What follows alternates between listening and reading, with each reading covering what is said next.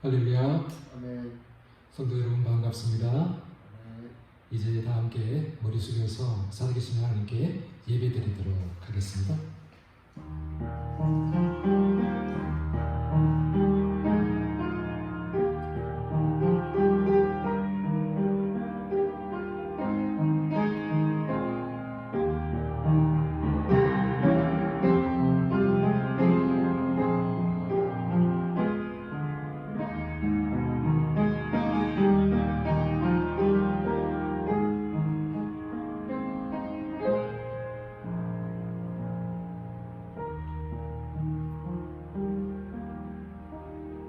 수고하고 무거운 짐진 자들아 다 내게로 오라.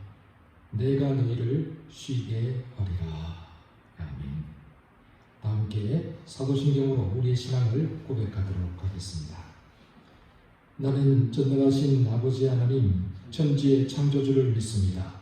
나는 그의 유일하신 아들 우리 주 예수 그리스도를 믿습니다. 그는 성령으로 인재되어 동정녀 마리아에 계시나시고 본디오 빌라도에게 고난을 받아 십자가에 못 박혀 죽으시고 장사된 지 사흘 만에 죽은 자 가운데에서 다시 살아나셨으며 하늘에 오르시어 전능하신 아버지 하나님 우편에 앉아 계시다가 거기로부터 살아있는 자와 죽은 자를 심판하러 오십니다. 나는 성령을 믿으며 거룩한 공교회와 성도의 교제와 죄를 용서받는 것과 몸의 부활과 영생을 믿습니다. 아멘. 다 함께 찬송가 412장, 통합찬송가 469장, 내 영혼의 그 깊은 데에서 함께 찬양하겠습니다.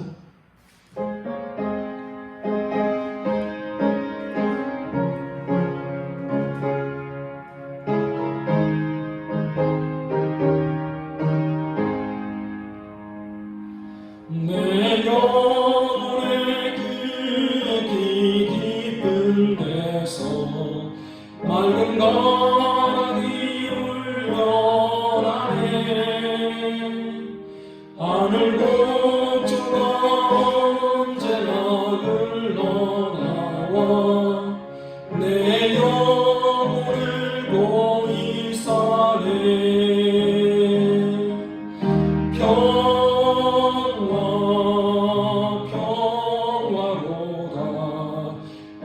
위에서 내려오네. 그 사랑의 물결이 영원토록 내 영혼을 덮으소서. 내 마음속에서 사랑이 평안을 깊이 묻힌 보배로다. 나의 보화를 깨내어 가져갈 자 그 아무도 없으리라.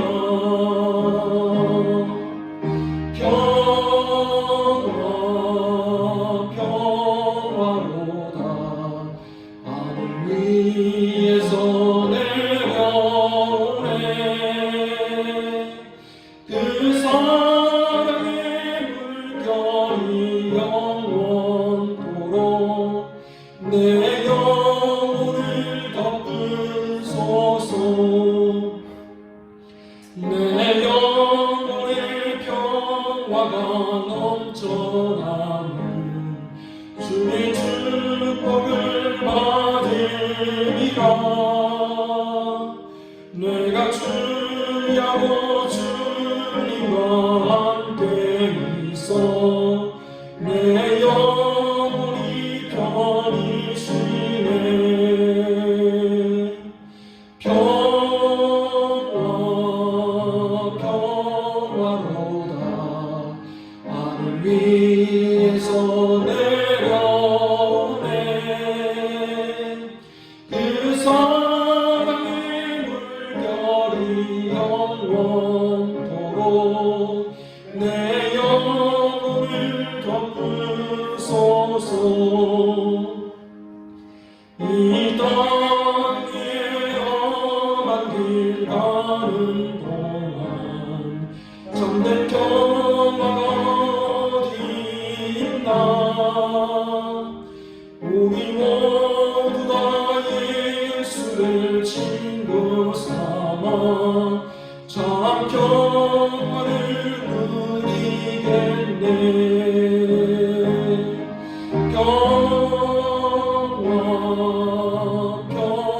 평화로다 나를 위해서 내려오네. 그 사랑의 물결이 영원토록 내 영혼을 덮으소서.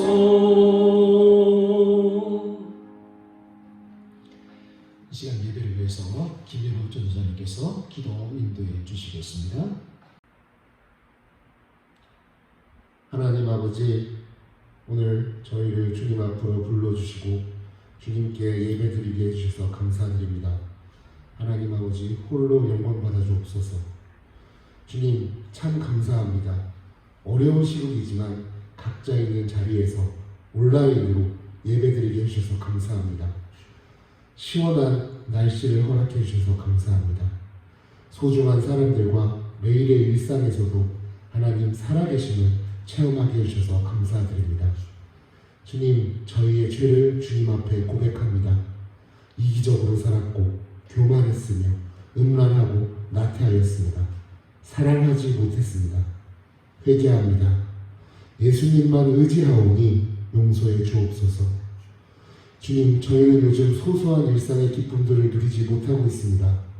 그렇지만 주님께서 다스려 주셔서 멀리 가지는 못하고 많은 사람들을 만나지는 못하여도 가까이 있는 이웃들과 가족들을 더욱 섬기며 사랑하게 해주세요. 내 안에 계신 성령님과 더 깊이 교제하게 해주세요. 오늘 말씀 전해주시는 목사님 성령으로 함께 해주시고 목사님 가정에도 늘 하나님의 평강이 가득하게 해주세요. 저희 양동교회 성도님 한 분 한 분 기억해 주세요. 하나님의 자녀입니다. 보호해 주시고 다스려 주세요. 주일학교 어린아이들 주님 기억해 주세요. 만물에 충만하신 성령님께서 아이들과 늘 함께 해주시고 그 마음에 그리스도를 믿는 씨앗을 뿌려주시고 길러주심을 믿습니다. 하나님의 자녀로 불러주신 예수님 사랑합니다. 영원까지 함께 해주시는 우리 주 예수 그리스도 이름으로 기도드립니다. 아멘.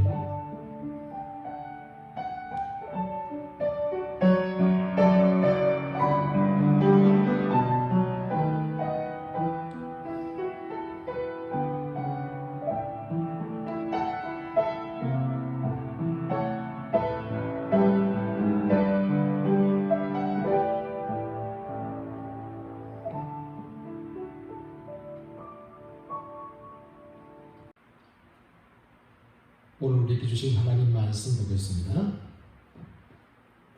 신약성경 마태복음 6장 10절,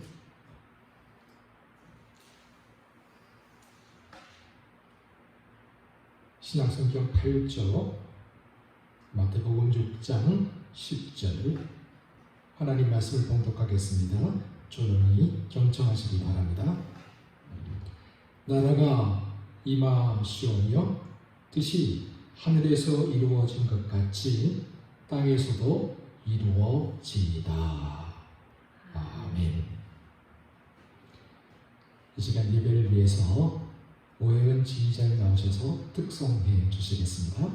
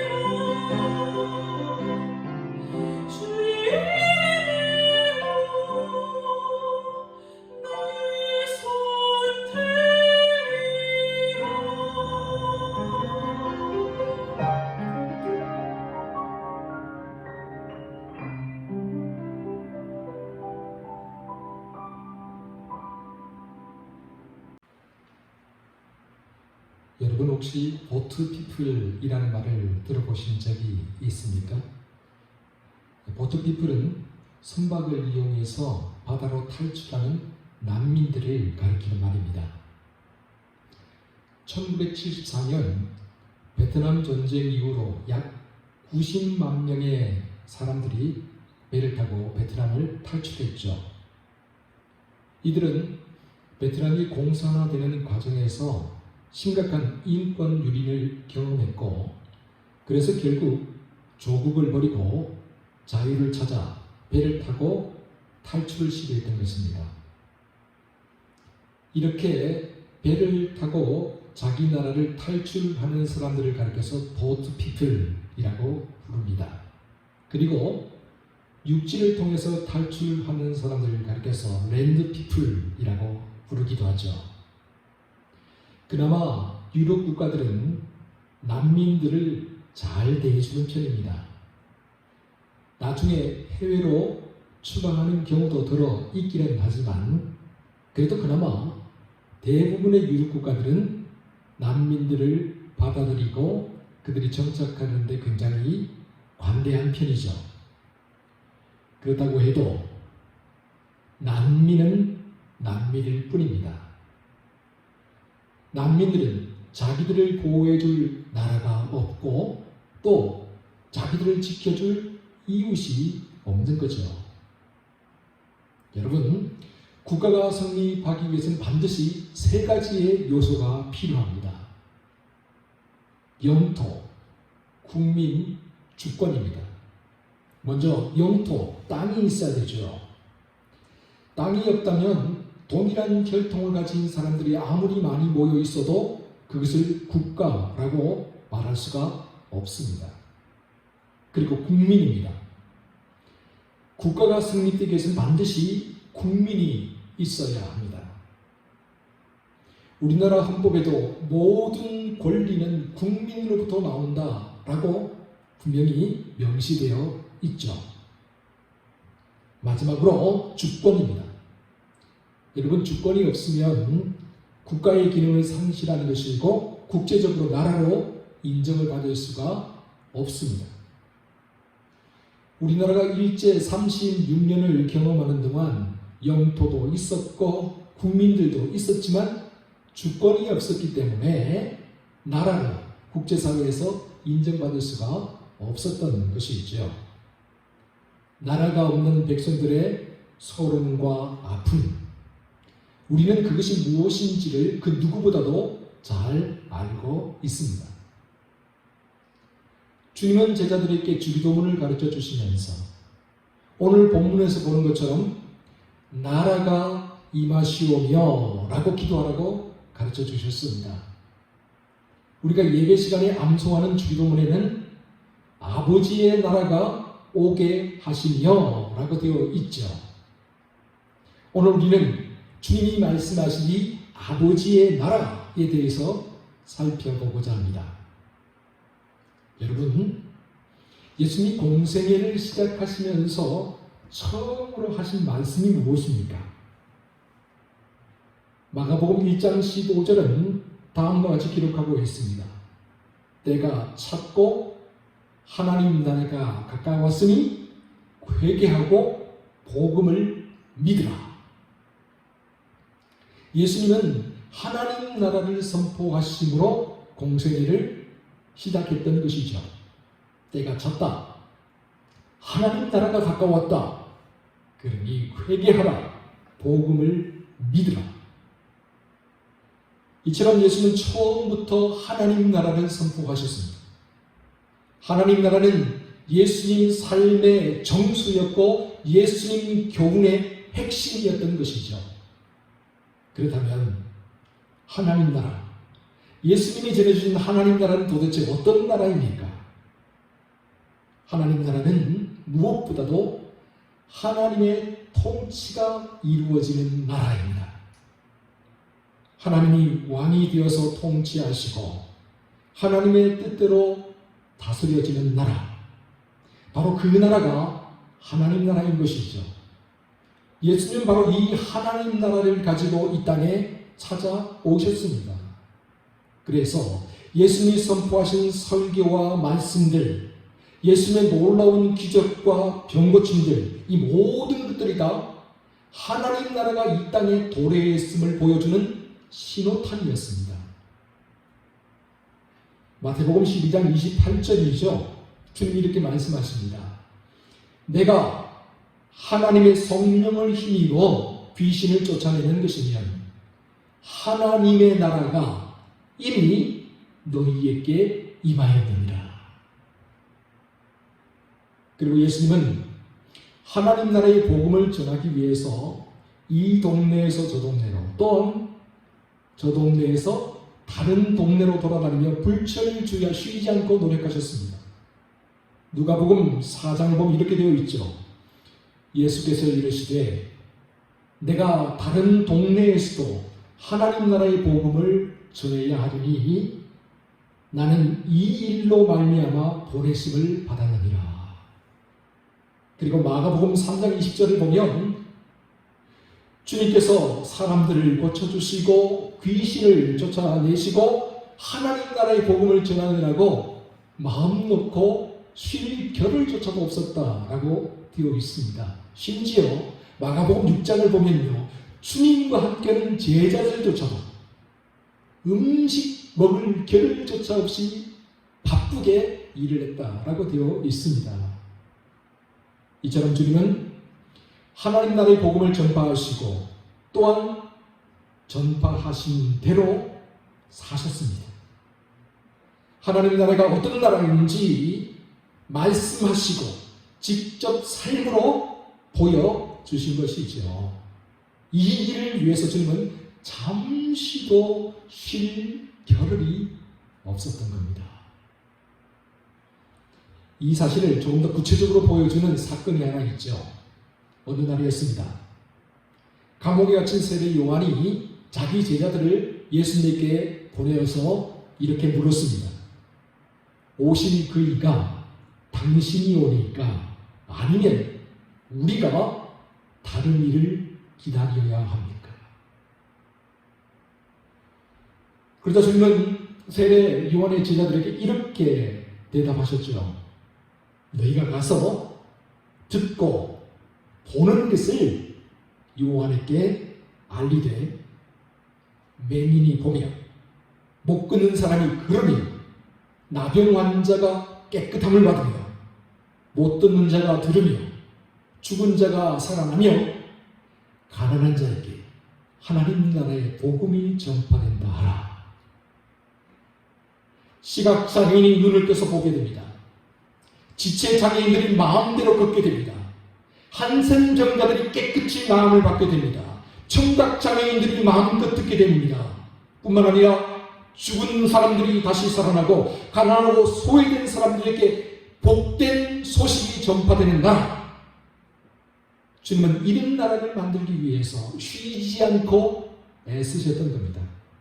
그리고 바로 이것이 주님이 우리에게 보여주신 하나님 나라의 복음입니다. 사랑하는 성도 여러분, 이처럼 예수님께서는 이 땅에 하나님 나라를 가지고 오셨습니다. 하나님 나라, 예수님이 가져오신 하나님 나라는 이 세상의 가치, 이 세상의 질서와 정면으로 대립됩니다.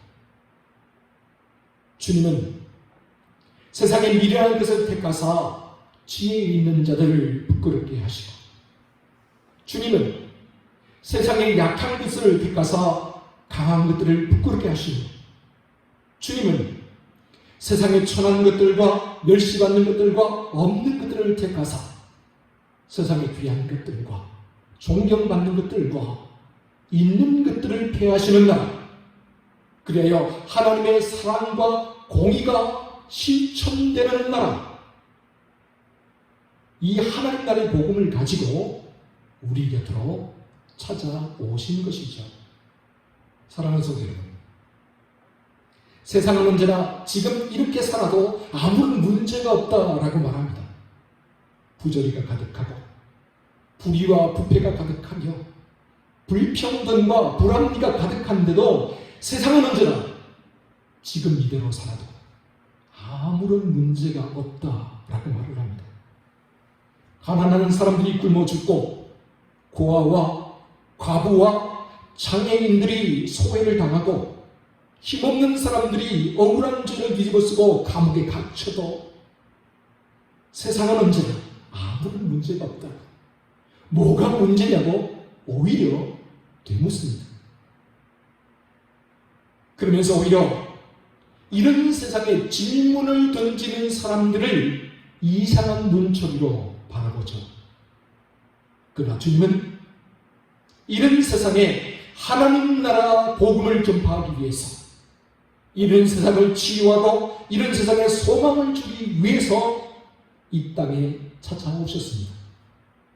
주님은 이런 세상을 변화시키기 위해 기꺼이 하늘의 밀이 되셨습니다. 주님은 기꺼이 가진 것을 다 내어놓으셨고 기꺼이 목숨까지도 내어놓으셨습니다. 바로 이것이 예수님이 우리에게 전해주신 하나님 나라의 복음입니다. 그렇다면 오늘 우리는 어떻습니까? 예수 그리스도를 믿고 예수 그리스도의 제자가 되었다고 하는 우리들, 오늘 우리는 주님이 살아가신 대로 주님의 뒤를 따라가고 있습니까? 예수님이 전해주신 하나님 나라 운동을 이어받아 하나님 나라의 복음을 전하기 위해 힘써 노력하고 있습니까? 주님의 뒤를 따라가는 길, 주님이 전하신 이 하나님 나라의 복음을 전파하면서 살아가는 길, 그 길은 분명 쉬운 길이 아닙니다. 나로 말미암아 너희를 욕하고 박해하고 거짓으로 너희를 거스러 악한 말을 하게 될 것이라고 주님 분명히 말씀하셨습니다. 그리고 너희 전에 있던 선지자들도 이같이 박해하였다고 주님 분명히 말씀하셨습니다. 그래서일까요? 오늘날 수많은 그리스도인들이 입술로는 하나님 나라를 외치지만 정작 하나님 나라의 일꾼으로 살아가는 데는 주저합니다. 주님의 뒤를 따라서 하나님 나라의 운동에 참여하는 것을 머뭇거립니다. 왜요? 많은 것들을 잃어야 하기 때문입니다. 내가 가진 많은 것들을 내려놓아야 하기 때문입니다. 심지어는 목숨의 위험까지 당해야 되기 때문이죠. 그래서 그 자리에 주저앉아 버립니다. 이대로 좋다, 이대로 만족한다, 이대로 행복하다라고 외치며 하나님 나라의 가치를 잃어버린 채 이 세상을 방황하며 살아가고 있습니다. 호메로스가 쓴 오디세이아를 보면 로토파고이족에 대한 이야기가 나오죠. 트로이 전쟁을 승리로 이끈 호메로스 일행이 배를 타고 다시 자기들의 고향 이타카로 돌아가게 됩니다. 그런데 돌아가는 길에 펠로폰네소스 반도 남쪽을 지나가다가 갑자기 무시무시한 광풍을 만나게 되죠. 그래서 오디세우스 일행이 탄 이 배가 난파를 하게 되는데 좌초를 하게 되는데요. 그들이 일행이 도착한 곳이 바로 로토파고이족이 살고 있는 섬이었습니다. 로토파고이족은 오디세우스 일행을 반갑게 맞이하면서 그들이 늘 먹는 로토스 열매를 대접을 합니다. 이 로토스 열매는 행복감을 주는 열매였죠. 이 열매를 먹으면요, 세상의 근심 걱정이 다 사라지게 됩니다. 염려하고 괴로워하던 모든 것들이 다 사라지게 되는 거예요. 그 결과가 어떻게 됩니까? 오디세우스의 부하들이 이대로 좋다, 이대로 행복하다라고 생각을 하면서 그 숲에 눌러앉게 되는 거예요. 집으로 돌아갈 생각을 하지 않습니다. 그들은 지금 당장의 행복감에 젖어서 자기 자신이 누구인지, 자기가 어떤 사람이고 무슨 일을 해야 되는지를 까맣게 잊어버리게 된 것이죠. 그러면서 자기를 기다리는 가족들이 있다는 사실도 잊어버렸습니다. 자기가 돌아가야 될 나라가 있다는 사실도 잊어버렸습니다. 자기들이 감당해야 될 사명과 임무가 있다는 사실도 다 잊어버렸습니다. 그저 이대로 좋다고, 이대로 행복하다고 그들이 그 자리에 주저앉아 버린 것입니다. 그래서 오디세우스는 로토스에 취한 이 자기 부하들을 일깨우기 위해 멱살을 잡고 끌고 가게 되죠. 사랑하는 성도 여러분, 오늘 우리도 어쩌면 이 세상의 로토스에 취해서 하나님 나라를 잃어버린 것은 아닙니까? 이대로 좋다고, 이대로 만족한다고, 이대로 행복하다고 그 자리에 주저앉아 있는 것은 아닙니까? 여러분, 우리는 저 천성을 향하여서 걸어가는 한 길 가는 순례자들입니다. 우리의 시민권은 이 땅에 있는 것이 아니라 저 하나님 나라에 있습니다. 우리는 하나님을 영화롭게 하기 위해 부름받은 하나님 나라의 백성들입니다. 이 세상의 로토스에 취해서 하나님 나라의 복음을 잊어버려서는 안 됩니다. 하나님 나라의 통치와 다스림을 위해서 일하는 대신에 하나님 나라의 가치와 하나님 나라의 복음을 실현하기 위해 일하는 대신에 이 세상 것에 만족하고 이 세상에 안주하고 이 세상 것에 취해서 주저앉아 버리는 그런 삶을 살아서는 안 됩니다. 오늘 우리에게는 가야 될 길이 있습니다. 오늘 우리에게는 이루어야 될 사명이 있습니다. 그러므로 오늘 우리 모두가 하나님 나라를 선포하기 위해 하나님 나라의 백성으로 부름받은 사람들의 사실을 항상 기억하면서 살아갈 수 있기를 바랍니다. 여러분이 그렇다면 구체적으로 하나님 나라는 어떻게 이 땅에 임하는 걸까요? 아버지의 나라가 오게 하시며, 주님이 가르쳐 주신 하나님의 나라가 오게 하시며 라는 기도는 엄밀한 의미에서 우리가 하나님의 나라를 이루어가게 해달라는 기도가 아니라 우리를 위해 하나님께서 하나님 나라를 이루어 달라는 기도입니다. 다시 말해서 하나님 나라는 우리의 힘으로 이루어지는 게 아니라는 거죠. 하나님 나라는 언제나 하나님으로부터 시작되고 하나님으로부터 임합니다. 하나님 나라는 하나님께서 친히 세우는 나라이기 때문입니다. 그래서 예수님께서 시작한 하나님 나라는 하나님의 오심과 함께 지금 현재도 우리를 향해 다가오고 있는 나라입니다. 그렇기 때문에 하나님 나라는 되어감 속에 있는 것이 아니라 오심 가운데 있다라고 그렇게 말할 수가 있습니다. 이 사실을 독일 신학자 위르겐 몰트만은 오시는 하나님이라는 말로 정확하게 표현을 하고 있습니다. 우리가 하나님을 향해, 하나님 나라를 향해 가는 것이 아니라 사실 하나님 나라가 우리를 향해 다가오고 있다라는 말이죠. 이처럼 하나님 나라는 하나님께서 이 땅에 이루시고 이 땅에 임하게 하시며 또한 이 땅에 오게 하십니다. 또 한 가지 중요한 사실은 하나님 나라는 이 세상의 정치 운동이나 군사 운동 또는 사회 운동이나 이데올로기 운동을 통해서 찾아오는 나라가 아니라는 점이죠. 하나님 나라는 외식적이고 가식적인 몇 마디 말로써 이루어지는 나라가 아닙니다. 하나님 나라는 세속사가 인연을 끊고 저 깊은 산속에 가서 돌을 닦고 득도를 한다고 이루어지는 나라도 아닙니다. 하나님 나라는 혁명이나 투쟁을 통해서 이 땅에 찾아오는 나라도 아닙니다. 여러분, 하나님 나라는 하나님의 통치가 이루어지는 나라입니다. 하나님의 뜻과 계획에 따라서 하나님의 말씀과 규례에 따라서 성령 안에서 공의와 평화와 기쁨이 가득한 나라, 바로 그 나라가 하나님 나라입니다. 그렇기 때문에 하나님 나라는 이 세상의 나라와는 그 근본부터 성격이 완전히 다릅니다.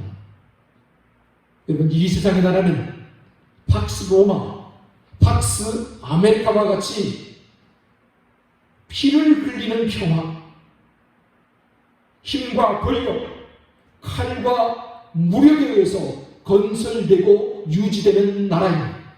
그러나 하나님 나라는 하나님이 우리의 왕이 되어서 다스리는 나라입니다. 힘없는 사람들, 소외되는 사람들, 아무것도 가진 것이 없는 사람들, 그런 사람들이 존중받을 수 있는 나라. 그래서 궁극적으로 하나님의 공의로운 통치가 이루어지는 나라, 그 나라가 바로 하나님 나라입니다. 주님은 요한복음 18장 36절에서 분명히 말씀하셨습니다. 내 나라는 이 세상에 속한 것이 아니니라. 만일 내 나라가 이 세상에 속한 것이었다면 내 종들이 싸워 나로 유대인들에게 넘겨지지 아니하게 하였으리라. 주님의 나라는 이 세상의 나라와는 근본적으로 그 성격 자체가 다르다는 거죠. 그래서 주님은 겟세마네 동산에서 주님을 잡으러 온 유대 관원들에게 칼을 휘두른 베드로를 향해서 다음과 같이 말씀하셨습니다. 내 칼을 도로 칼집에 꽂으라. 칼로 일어선 자들은 다 칼로 망하느니라. 인간의 죄악, 인간의 이기적인 욕망, 타락한 심성, 이런 것들을 정면으로 응시하지 않는, 그래서 그 심각성과 파괴성을 외면하고 간과해버리는 그런 인간의 모든 개혁, 혁신, 가치와 이데올로기, 모든 것들은 다 헛것에 불과할 뿐입니다. 하나님의 나라는 하나님께서 친히 이루고 가시는 나라이기 때문입니다. 물론 그럼에도 불구하고 분명히 우리가 이 땅에서 해야 될 일들이 있습니다. 하나님 나라의 백성으로서 하나님 나라를 전파하기 위해서 우리가 이 땅 위에서 분명히 보여줘야 될 모습들이 있다라는 것이죠. 그것은 무엇입니까? 그것은 예수님처럼 살아가는 것입니다.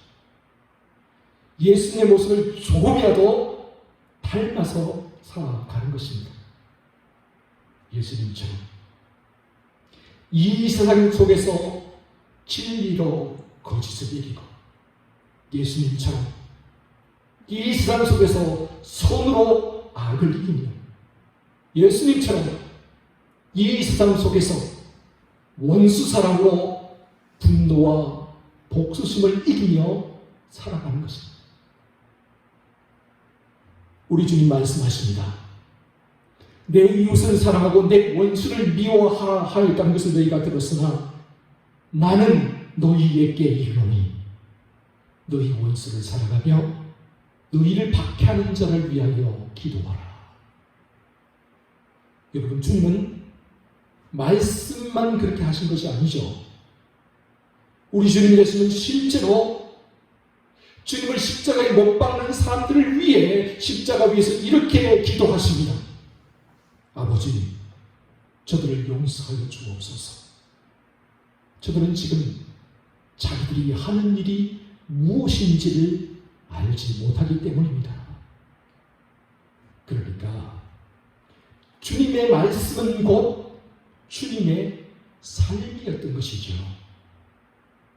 이처럼 주님은 세상으로부터 박해를 받고 조롱을 당하고 버림을 받고 심지어 그들로부터 죽임을 당하였으나 주님은 진리로 거짓을 이겨냈습니다. 주님은 손으로 악을 이겨냈습니다. 주님은 원수 사랑으로 분노와 복수심조차도 다 이겨냈습니다. 하나님 나라의 복음을 가지고 이 땅에 오신 주님은 마지막 순간까지 제자들과 사람들에게 가르치신 그대로 지행일치, 언행일치의 삶을 통해 하나님 나라의 원리가 무엇인지를 우리에게 보여주셨습니다. 그래서 주님은 다음과 같이 외칠 수가 있었습니다. 이것을 너희에게 이루는 것은 너희로 내 안에서 평안을 누리게 하려 합니다. 세상에서는 너희가 환난을 당하나 담대하라. 내가 세상을 이겼노라. 담대하라. 내가 세상을 이겼노라. 여러분, 주님의 길을 따라가다 보면 우리가 박해를 당할 수 있고 환난을 당할 수 있습니다. 여러분, 우리가 주님의 모습을 닮아 살아가려고 하면 세상 사람들 우리를 조롱할 수 있고 우리를 놀림거리로 만들 수도 있습니다. 여러분, 우리가 하나님 나라를 가슴에 품고 살아가다 보면 세상 사람들이 우리의 가진 모든 것을 빼앗고 심지어 우리 목숨까지도 내놓으라고 말할 수도 있습니다. 그러나 담대하시기 바랍니다. 주님 안에서 평안하시기 바랍니다. 세상을 이기신 주님이 우리와 함께 하십니다. 세상을 이기신 주님이 우리를 품에 안으시고 우리를 지키시고 보호해 주시기 때문입니다. 떨거나 두려워하지 마십시오. 강하고 담대한 믿음을 가지고 나아가십시오. 하나님 나라의 백성들은 언제나 하나님께서 친히 지켜주십니다. 임마누엘 주님이 이 세상 끝날까지 우리와 함께 하십니다. 그러므로 우리의 삶이 다하는 그 순간까지 하나님 나라를 가슴에 품고 예수님처럼 그 어떤 상황 속에서도 이 하나님 나라를 전하기 위해 힘써 노력하며 살아가는 저희 여러분 모두가 되시기를 주의 이름으로 축원합니다. 기도하겠습니다. 주님, 우리 일평생 동안 하나님 나라를 가슴에 품고 살게 하여 주옵소서. 하나님 나라를 가슴에 품고 하나님 나라의 시민으로서 하나님 나라를 향해 한 걸음 한 걸음 걸어가는 한 길 가는 순례자의 삶을 살게 하여 주옵소서. 하나님 나라가 이 땅에 임하기를, 하나님 나라가 속히 오기를 간절히 사모하며 기도하며 살게 하여 주옵소서. 그리고 한 걸음 더 나아가 하나님 나라의 임재를 위해 우리가 이 땅에서 하나님 나라의 백성으로의 삶을 보여주고 하나님 나라의 가치를 세상 사람들에게 보여주며 살게 하여 주옵소서. 이 모든 말씀을 우리 구주 예수 그리스도의 이름으로 간절히 기도하옵나이다. 아멘. 찬송가 438장, 통합찬송가 455장, 내 영혼이 은총 입어 함께 찬양합니다.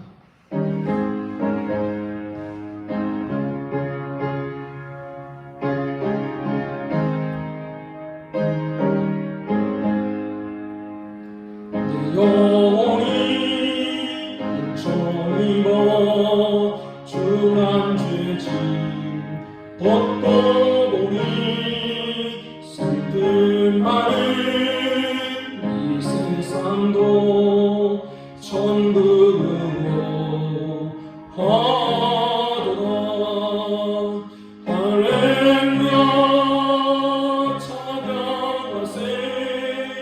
내 모든 죄 사함받고 주 예수와 동행하니 그 어디나 하늘나라. 내 얼굴 내 근전에 멀리 되던 하늘나라. 내 맘속에 이루어진 날로 가깝도다. 할렐루야 찬양하세. 내 모든 죄 사함받고 주 예수와 동행하니 그 어디나 하늘나라. 높은 산이 멋진 들이 조망이나 궁궐이나 내 주 예수 오신 곳이 그 어디나 하늘나라. 할렐루야 찬양하세. 내 모든 죄 사함받고 주 예수와 동행하니 그 어디나 하늘나라.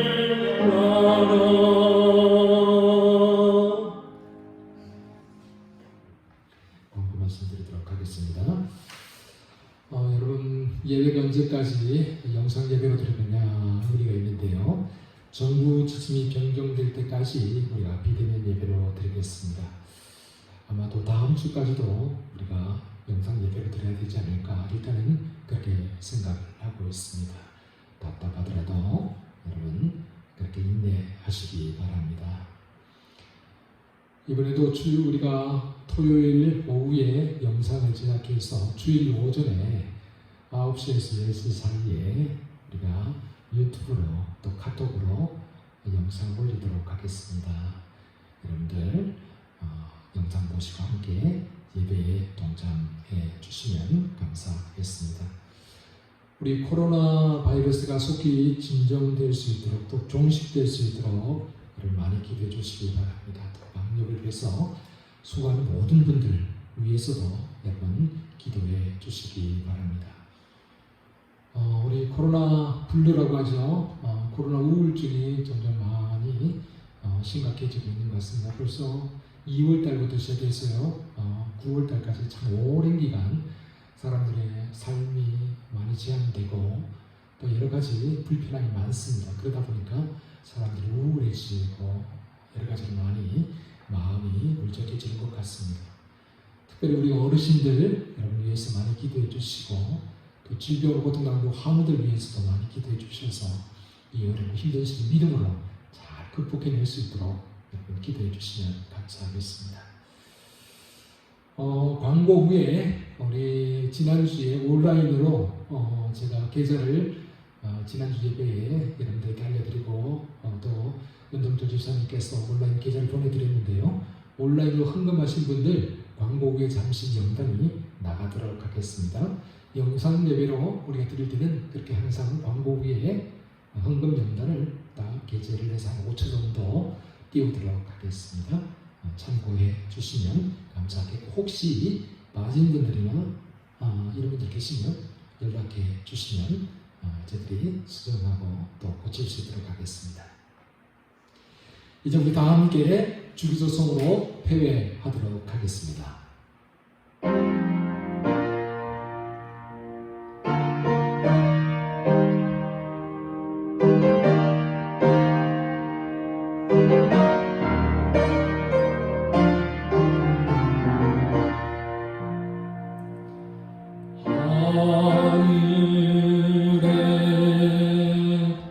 하늘에 계신 아버지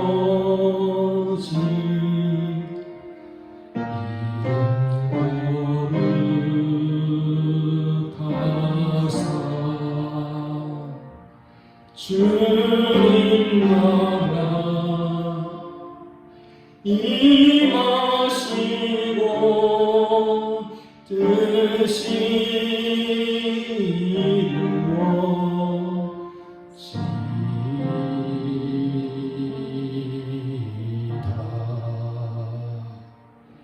이로할 안식 주시고 우리들의 근죄 다 용서하시며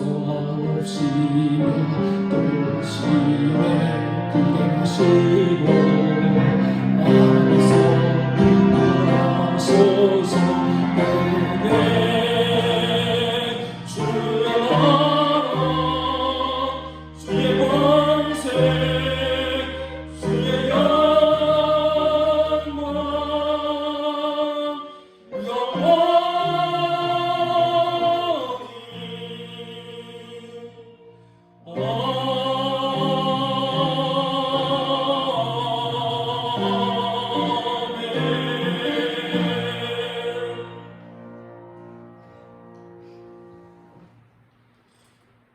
이제는 우리 구주 예수 그리스도의 은혜와 하나님의 무한하신 사랑과 성령님의 교통하심과 위로하심과 치유하심이 사랑하는 양동교회 성도들 위해 주의 몸된 양동교회 위에 이 나라와 이 민족 위에 그리고 코로나로 고통받고 있는 모든 민족, 모든 나라, 모든 교회 위에 언제나 함께하옵시기를 간절히 축원하옵나이다. 아멘.